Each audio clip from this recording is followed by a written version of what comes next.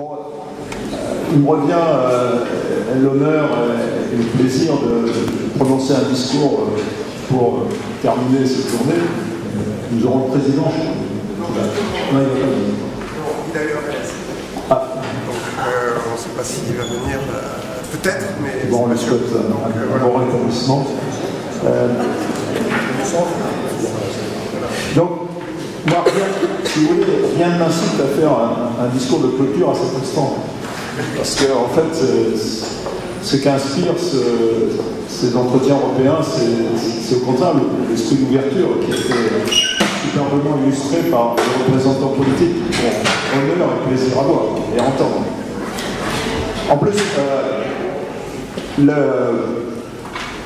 l'environnement géopolitique, géostratégique dans lequel on vit doit nous inciter lui aussi à l'ouverture. Ce n'est pas le moment de se reproduire, ce n'est pas le moment de se refermer sur soi, c'est le moment au contraire d'ouvrir les yeux, les oreilles et puis de mettre toute son énergie et sa volonté au service d'une cause. Et cette cause européenne, comme ça vient d'être souligné, elle en vaut la peine. Nous y croyons tous, parce que nous sommes ici réunis. Cet environnement, évidemment, certains pourraient dire pourquoi s'évertuer à préparer l'avenir est imprévisible. Oui, certes, s'il est prévisible, c'est dans son imprévisibilité, mais finalement, l'avenir, on n'a pas besoin de prévoir, d'ailleurs, c'est sans doute impossible. On n'a pas besoin de le prédire, ça serait illusoire, mais le prévoir, ça c'est une réelle responsabilité. C'est la responsabilité qui est sur nos épaules. J'ai eu des responsabilités, d'autres, on les a entendues à l'instant. Bien sûr qu'il faut préparer cet avenir en préservant et en faisant fructifier les acquis du passé. Et on aurait tort de ne pas bâtir sur le passé de l'Europe. Il est magnifique. Il n'est pas parfait, il n'est pas totalement abouti, mais quand même, on a 28 pays aujourd'hui autour de la table. On a prospéré après 2 guerres mondiales. On a créé de la valeur, on a créé de l'envie ensemble. Alors, aujourd'hui, l'enjeu, évidemment, c'est d'imaginer l'Europe qui va faire rêver, l'Europe qui ne ratera pas le train de l'histoire, l'Europe des projets qui inspireront des jeunes générations, qui leur donneront des raisons d'espérer et d'entreprendre en Europe. Et à nos yeux, à mes yeux, et je n'en doute pas aux vôtres, la défense européenne fait partie intégrante de ces projets inspirants. Dans ce sens, moi j'ai le sentiment que pratiquement tout a été dit, ou en tout cas toutes les parties du débat ont été évoquées ici, et j'ai aucunement l'intention d'essayer d'en faire une synthèse qui serait réductrice par définition. Donc moi, ce que je voudrais vous dire, c'est simplement vous faire part de conviction, bien sûr, en s'inspirant des débats de ce jour, malgré tout. Alors, la première question, effectivement, c'est une Europe, mais quels sont les enjeux stratégiques? Comment replacer, et ça a été parfaitement dit par Madame Grostet, comment positionner cette défense européenne dans un projet d'avenir européen? Moi, je vois au minimum 3 ingrédients fondamentaux qui pourraient porter, et stratégiques qui pourraient porter un projet européen. Tout d'abord, ça va peut-être nous surprendre, mais c'est le besoin pour cette Europe d'une véritable stratégie énergétique. Je crois que là, on a sans doute raté une marche.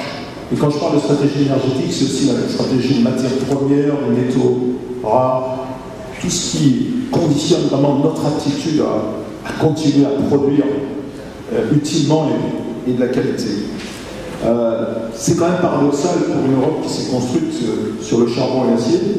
Et quand on regarde l'impact qu'a pu avoir l'indépendance stratégique américaine en termes d'énergie, que peu d'experts avaient prévu pour le coup, et les disparités de stratégie énergétique en Europe et les risques qui y sont associés pour l'avenir, je crois que ça fait partie des grands enjeux qui méritent d'être pris à bras-le-corps comme un vrai projet européen. Et c'est plein d'innovations, c'est plein c'est plein de perspectives, si vous voulez.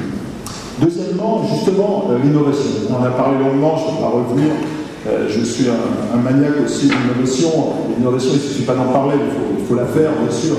Et je rencontre des jeunes et des moins jeunes aussi, qui ont cette envie de faire progresser l'Europe, de faire en sorte qu'elle ne rate pas, qu'elle reprenne les clés de son avenir, qu'elle ne rate pas ses opportunités, parce que les talents, on les a, parce que les idées, on les a. Maintenant, il faut arriver à les faire mûrir, à les incuber, comme on dit maintenant, à leur donner leur chance. Et ça touche aussi notre défense, parce que si nous ne sommes pas capables de créer, d'inventer des technologies aujourd'hui qui vont donner un avantage concurrentiel, un avantage combattant sur le terrain, ils devront, eux, subir la tyrannie de la technologie à leur détriment. Donc ça ne serait pas acceptable. Et enfin, évidemment, la défense européenne, là, on était là pour en parler, mais ce que je viens de dire, à mon sens, doit souligner le fait qu'on ne peut pas l'isoler de cette défense européenne d'un projet plus vaste qui doit comprendre un certain nombre d'éléments que j'ai essayé de résumer à mon sens. Alors cette défense européenne, elle vient de Day, comme disent les Anglais. D'ailleurs, les Anglais, c'est intéressant, ça me donne l'occasion d'ouvrir une parenthèse que je dois faire moins vite. Les Anglais, ils sont très intéressants parce que quand ils sortent par la porte, ils rentrent par la fenêtre, on va cesser d'en parler aujourd'hui, et ils vont jouer forcément un rôle à l'avenir dans la défense de l'Europe. Moi, j'ai quand même une inquiétude dans ce domaine, peut-être infondée, c'est qu'ils s'investissent de plus en plus dans l'OTAN. À défaut, ça fait longtemps qu'ils ont mis l'OTAN au cœur de la préoccupation, mais j'ai peur qu'ils amènent dans l'OTAN des sujets qui ne devraient pas y être parce qu'ils doivent être justement traités par l'Union européenne. Bon, c'est peut-être une crainte infondée, mais raison de plus pour s'intéresser à ces sujets, et d'ailleurs, c'est intéressant, sans s'être concerté, c'est que Louis Gauthier les a largement, et je suis vraiment très satisfait, abordés non seulement devant nous, mais dans son projet. Et c'est très bien. Ces projets, ces enjeux, vous les connaissez, ils ont été plus ou moins abordés. Les stratégies asymétriques, les stratégies hybrides, ça c'est à la dimension européenne. C'est pas forcément des moyens militaires qui vont contrer les stratégies hybrides. C'est une cohérence d'ensemble d'une défense globale qui mettra en œuvre à la fois une volonté bien sûr politique, mais aussi tous les domaines et toutes les compétences de l'Europe, à la fois économique, diplomatique, peut-être technologique et militaire, in fine, pour renforcer, in fine, la résilience. Ce terme de résilience européenne, je crois que ça doit être également un fil rouge. Il faut que l'Europe soit capable de subir des coups, de s'en relever pour mieux repartir vers l'avant. On n'est pas condamné à subir notre sort. Une Europe qui protège, ce n'est pas une Europe qui est condamnée à subir. C'est une Europe qui doit aller chercher son avenir elle-même et éventuellement, parce qu'on en prend toujours dans la vie, prendre des coups et savoir s'en remettre. Et une résilience partagée, c'est ça qui doit être, à mon sens, un sens du projet européen. La lutte contre le terrorisme, qui doit se comprendre au sens très large du terme. Dans la profondeur, il y a peu de pays européens qui le comprennent aujourd'hui. Peut-être que l'initiative européenne d'intervention va développer cette culture. C'est aussi le terrorisme à nos frontières, c'est le terrorisme à l'intérieur de nos frontières. Et ça aussi, c'est un projet européen. On ne peut pas laisser notre sort, le sort de nos citoyens aux autres. C'est à nous de le prendre en main. On a décidé de Schengen, on a décidé de vivre ensemble. Maintenant, il faut se donner les moyens de protéger Schengen, de protéger nos citoyens. La cybersécurité, ça a été la cyberdéfense, ça a été évoqué. Bien sûr qu'on vit dans un monde de risques et d'opportunités. Les mêmes technologies peuvent être employées à la fois pour le bien et pour le mal. Là aussi, je crois qu'il n'y a pas d'alternative. Si nous n'investissons pas dans la cyberdéfense, nous ne maîtriserons plus un tant soit peu notre destin, et certainement pas celui de nos concitoyens, qui un beau jour vont quand même nous poser de sacrées questions. En disant, mais est-ce que c'est pas à l'État de nous protéger? Est-ce que vous croyez que c'est une société de faire ça? Et évidemment, si l'Europe n'est pas au rendez-vous de ce défi, elle aura tout simplement manqué encore un train d'histoire, mais celui-là, elle le paiera très très cher. On pourrait évidemment continuer à égrener tout ça. Je n'en voudrais pas parler quand même de l'espace, qui est un point fort de l'Europe, et autant capitaliser sur nos points d'excellence finalement, plutôt que d'aller chercher d'autres domaines où on peut investir. Mais l'espace, c'est stratégique, et on voit bien tous les débats aujourd'hui sur cet aspect stratégique, et c'est pas gagné, c'est-à-dire l'espace pacifique, malheureusement, j'ai peur que ce soit un peu derrière nous. Comment protéger l'espace? Comment se protéger? Ça aussi, on ne peut pas le laisser aux autres. Il faut qu'on le fasse nous-mêmes. Et on a tous les moyens de le faire. Et plus on le fera nous-mêmes, et plus on sera crédible. Parce qu'on formera une sorte de dissuasion active en disant, nous on sait ce qui se passe, donc ne vous autorisez pas à faire ce que vous ne souhaitez pas faire. Madame Parly s'est exprimée récemment sur le sujet, et elle a raison. Il faut qu'on parle de ces choses-là. L'espace, ça appartient à tout le monde, ça doit être un bien commun, et c'est à nous de le protéger. Or, les autres grandes puissances, visiblement, elles n'entendent pas tout à fait sous cet angle. Et quand on cherche des domaines d'action, et des domaines inspirants pour l'Europe, c'en est encore un. Alors, tout ça pourrait donner l'impression que, finalement, je milite aujourd'hui pour une sorte de, comment dirais-je, de soft power. C'est pas mon sentiment. Je pense que cette vision d'une Europe qui est capable de s'investir dans tous ces domaines, sont des domaines présents et des domaines d'avenir, c'est au contraire ce que j'appellerais moi le smart power. Le smart power parce que c'est ce qui va lui donner des avantages compétitifs tout en la protégeant et en protégeant ses intérêts, stratégiques et en lui donnant, qu'on le dise ou non, une forme de plus en plus accentuée d'autonomie stratégique. Dans tous ces domaines-là, si vous les prenez un par un, on n'a pas le temps de le faire ici, je peux au moins vous démontrer que derrière tout ça, il y a des vrais projets, il y a des vrais enjeux, il y a des projets humains, il y a des projets technologiques qui vont pousser, tirer l'Europe vers l'avant. Et d'ailleurs, c'est par hasard si toutes les autres grandes puissances, les grandes puissances, non seulement s'y intéressent, mais investissent. Réfléchissons à la Russie. La Russie qui en a fait d'ailleurs une stratégie globale d'influence, cette stratégie dissymétrique, cette stratégie d'information, de désinformation. Tout ça, ce sont des domaines auxquels on ne peut pas être insensible, même si ça ne se compte pas en termes de bataillons, de divisions. Il ne s'agit pas de tirer un coup de feu, il s'agit de se protéger contre les vraies menaces du XXIe siècle et pas uniquement contre celles classiques dont on a l'habitude. Alors c'est vrai que la Russie ne développe pas que des moyens dans ces domaines-là, qu'elle a une puissance nucléaire, c'est un vrai sujet pour l'Europe. Je ferme la parenthèse, ça serait trop lourd de l'ouvrir à ce stade. Et puis, elle a modernisé ses forces classiques. Alors, parlons des forces classiques, ça me donne l'occasion de faire une transition sur une question sous-jacente finalement de ce débat. L'Europe, combien de divisions? Alors, division au sens militaire du terme, je m'entends, parce que le nombre de facteurs de division, malheureusement, il est assez élevé. Donc, disons, combien de brigades, combien d'escadrons de combat, rien, ça me plaît beaucoup. Combien de bâtiments de premier rang, combien de porte-avions? C'est un sujet qui est d'actualité en Allemagne, paraît-il, et qui le restera sans doute. Alors combien? C'est important. Si on peut mener des opérations en ligne de second, évidemment, c'est pas moi qui vais vous dire que le format des armées n'est pas important, parce que si la France peut durer aujourd'hui en opération comme elle le fait depuis des années et des années, parce qu'elle a défini un format digne de ce nom qui lui permet de durer. Et donc pour l'Europe, c'est important. Les nombres sont là, bon an, mal an. Je dirais que c'est quand même plus la qualité qui pêche que le nombre. Alors on dit, oui, mais tout ça est bon, mais pour définir les nombres, il faut un projet politique. Ça c'est vrai, il faut une volonté, un projet politique. Il faut une volonté, un projet, une volonté. Mais en fait, si on regarde bien, le contrat politique, il est fixé pour les forces européennes. Il existe. Et parce que le contrat maximum que doivent remplir les forces européennes, c'est au travers de leur engagement au sein de l'OTAN pour la défense collective. Les 22 pays européens, peut-être 21 demain, qui appartiennent à l'OTAN et qui se doivent de contribuer à cette défense collective. Et bien ça, c'est un contrat qui est pesant et sans révéler de secrets et de confidences auxquels évidemment j'ai eu accès dans mes fonctions précédentes. Nous sommes loin du compte.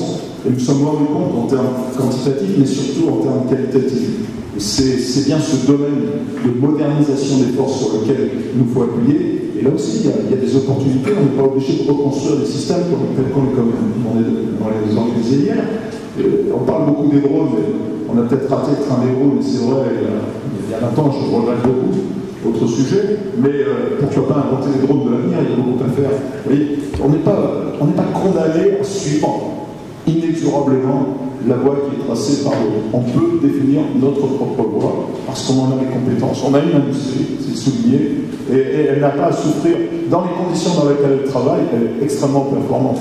Elle a aussi des défauts, elle est extrêmement performante. Sinon, on ne serait pas aujourd'hui en compétition avec le meilleur, les meilleurs, pour vendre des avions de combat et bien d'autres équipements maritimes, par exemple, avec des grands succès ou terrestres dans les missiles. Donc, nous avons ces moyens. Ne nous lamentons pas sur un sort qui n'est pas le nôtre.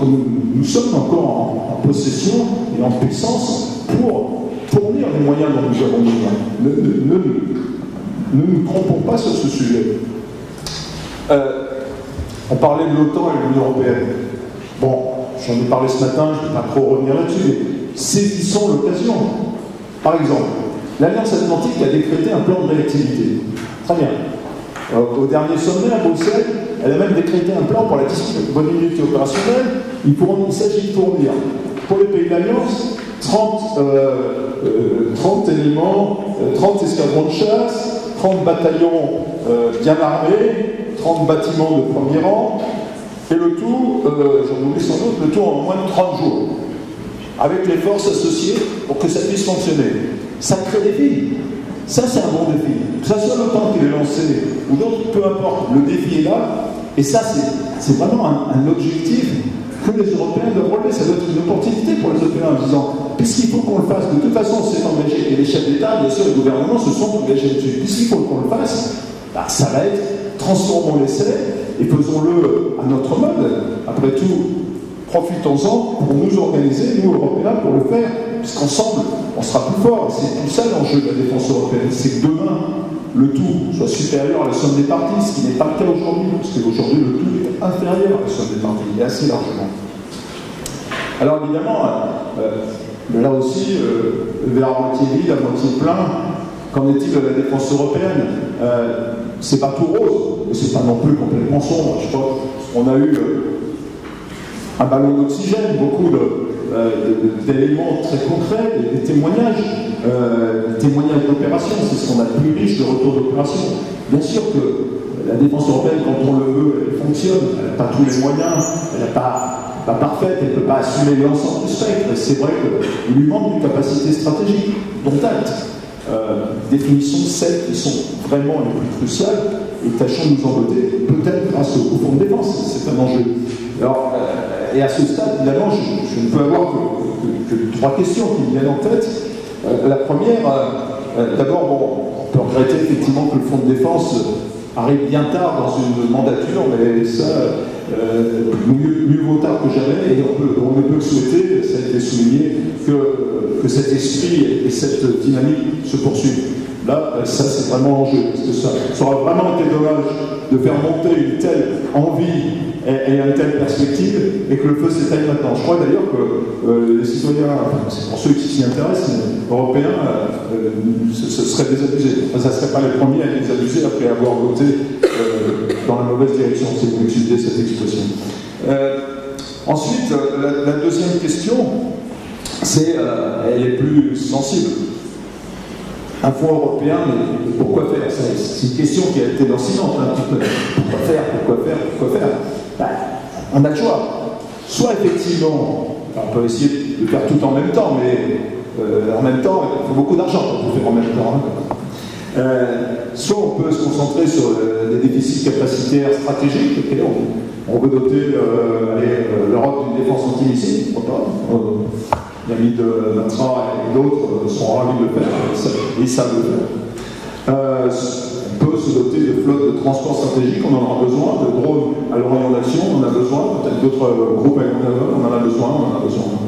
Ça, c'est sans doute un des aspects. Définir ses priorités, et ça a d'ailleurs été souligné par M. Alexis. Deuxième élément, c'est celui sur lequel je porterai vraiment l'attention, c'est tous ces éléments du smart power que je l'ai défini, qui, chacun d'entre eux représente finalement des investissements que l'on peut qualifier de raisonnables, mais qui sont tous à très très forte plus-value, qui sont tous même indispensables. Et c'est, vous le sentez bien, c'est là-dedans que moi j'aimerais que l'Europe s'investisse dans ces domaines qui sont même plus émergents, que l'Europe réintègre le pacte de tête dans l'intelligence artificielle. C'est un peu un buzzword aujourd'hui, je le sais, n'empêche que le fait que 80% de la dépense sur l'intelligence artificielle soit faite en Chine et aux États-Unis aujourd'hui et 6 ou 7% en France, sur l'Europe, pardon, si on croit les chiffres, ça cesse de m'inquiéter. Il y a forcément derrière tout ça des débouchés qui vont nous échapper. Donc reprenons là aussi notre sort en main, nous en avons les moyens. Dernière question, mais c'est une question de détail évidemment. Il est clair dans mon esprit, mais me tromperais-je, que finalement cet effort collectif que représente le fonds de défense, accepté par les pays européens et géré en intra-communautaire, viendra en sus des efforts nationaux qui sont déjà pour la plupart en deçà de l'objectif des 2%. J'espère que c'est vrai. On verra. L'avenir jugera. Mais maintenant, je voudrais conclure vraiment, non pas en posant des questions comme je viens de le faire, mais je souhaiterais plutôt vous convier à un petit voyage vers le futur. C'est un voyage hypothétique, peut-être, mais peut-être pas. Supposons que dans une dizaine ou une quinzaine d'années, peu importe, le Conseil européen ou le Conseil de sécurité européen, s'il existe, s'il voit le jour, poussé par des événements, c'est souvent comme ça que ça marche, dans l'urgence d'une crise, c'est aussi souvent comme ça que ça marche, c'est mon expérience, une crise grave, décide d'engager une opération majeure de l'Union européenne, dans 10 ou 15 ans, envisageable. Mettons, pour donner une idée, dans le sud de la Méditerranée, sans être trop spécifique. Deuxième supposition, supposons que nos amis américains soient pris par d'autres priorités et qui ne souhaitent pas s'engager sans toutefois s'y opposer. Enfin, pas reflexueuse, d'accord, ne souhaitent pas s'y opposer, mais ne s'y engagent pas. Supposons encore que les Russes, qui se sont opposés, eux à cette opération, pour des raisons assez évidentes que l'on voit chaque jour, et que de plus, ils aient déjà fourni ou prépositionné des moyens de délit d'accès modernes et efficaces dans la région d'intérêt, à la région concernée. Supposons enfin, et c'est pas par souci de réalisme, je dirais, que la Turquie s'oppose au sein du Conseil de l'Atlantique Nord à l'emploi des structures de commandement de l'OTAN pour cette opération. La question que je me pose à ce moment-là, qu'en sera-t-il à ce moment de l'histoire, dans 10, dans 15 ans, de la défense européenne? Qu'en sera-t-il d'une armée européenne? Aurons-nous tiré parti des initiatives précitées? Aurons-nous investi suffisamment et judicieusement pour garantir l'efficacité collective des forces européennes et donner aux femmes et aux hommes qui les animeront les outils pour qu'ils puissent faire le job, comme disait Winston Churchill? Je crois que c'est là l'enjeu qui est pour nous.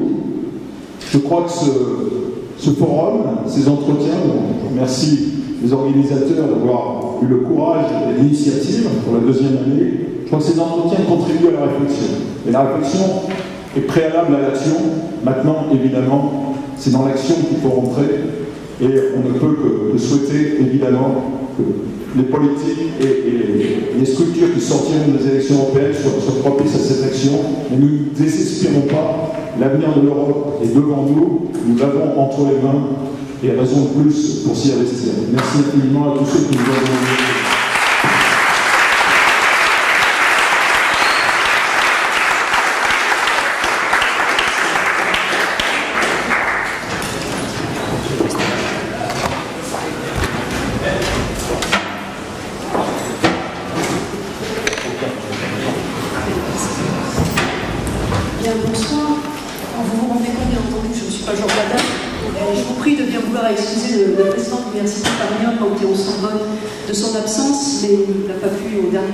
Être présent et il le regrette infiniment. Alors je suis Christine Leduc, vice-présidente du conseil d'administration de l'Université Paris 1 Panthéon-Sorbonne et je suis chargée, alors un peu au pied levé, vous le comprenez, pas en tenue documentaire non plus puisque ce n'était pas prévu, et m'en excuser. Très simplement de conclure cette superbe journée sur les entretiens de la défense européenne, qui est la seconde journée, mais j'ai pu comprendre que ça serait plutôt la deuxième journée. Et j'en suis très heureuse. Pour dire comment de l'Université Paris 1 Panthéon-Sorbonne, nous sommes très heureux d'accueillir ce type d'événement, que les études de défense ont pris une place importante à l'université grâce à des collègues qui ont su s'investir et développer des recherches et des liens avec la défense nationale en Europe qui sont particulièrement importants. Alors, je tenais à remercier l'ensemble des partenaires de l'organisation de cet événement, à côté de l'Université Paris 1 Panthéon-Sorbonne, l'IREDIES, bien entendu, avec Madame Fanny Dely, qui a, je crois, si j'ai bien compris, la cheville ouvrière de l'organisation de cette journée, l'Institut Guerre et Paix en Sorbonne, Sciences Po Grenoble, l'Université de Grenoble aussi, et le CESIS, la EGES également, l'Association des anciens du Master 2 de défense, Confrontation Europe également, le CRIP. Je crois qu'il y a un nombre considérable de partenaires, ça montre sans doute l'intérêt de la communauté pour ces entretiens, le B2 et le cabinet Moreau. Alors, c'est lui l'instigateur, le chef d'orchestre.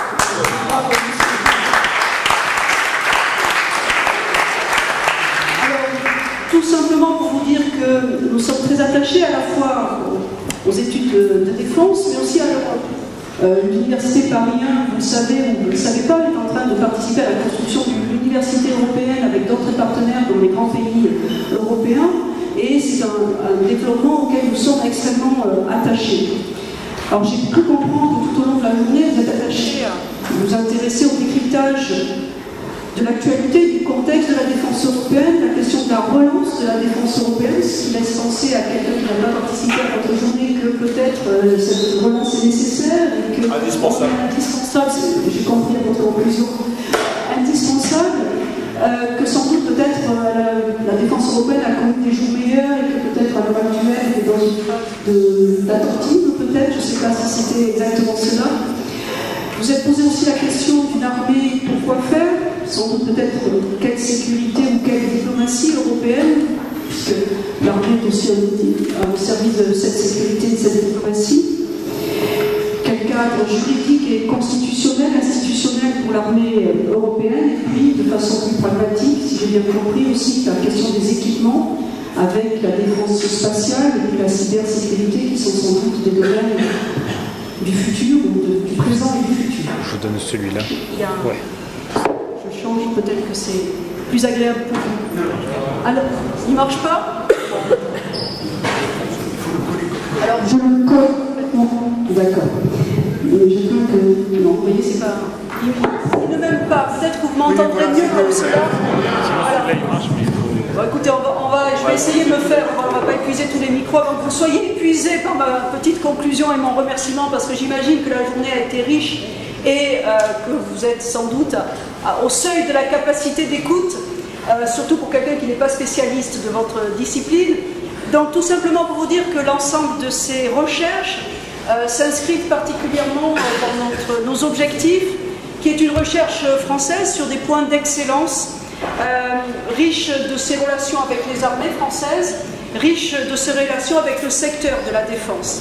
Et très simplement, je voulais aussi terminer sur un point. J'imagine que vous avez discuté de toutes les difficultés qu'il y a à construire en Europe, construire une défense européenne qui met peut-être plus en danger que d'autres la souveraineté des nations, et c'est un débat très actuel qu'on peut observer dans le cadre de la campagne pour les élections européennes.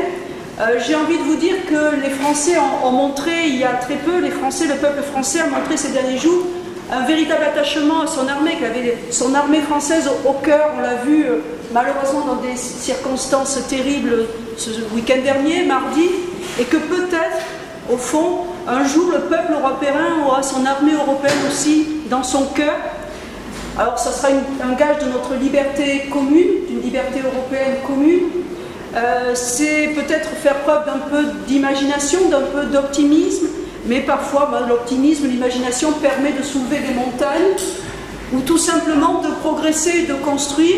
Alors peut-être progresser et construire l'armée européenne, mais ce dont je suis tout à fait certaine, et Paris 1 sera très heureux de participer à cela, c'est de construire les 3e entretiens de la défense européenne en 2020, et j'espère que les organisateurs pourront nous accueillir, nous inviter, et on viendra, en tout cas pour ma part, je viendrai avec grand plaisir assister à l'ensemble des débats et simplement pas vous infliger une conclusion un peu hâtive.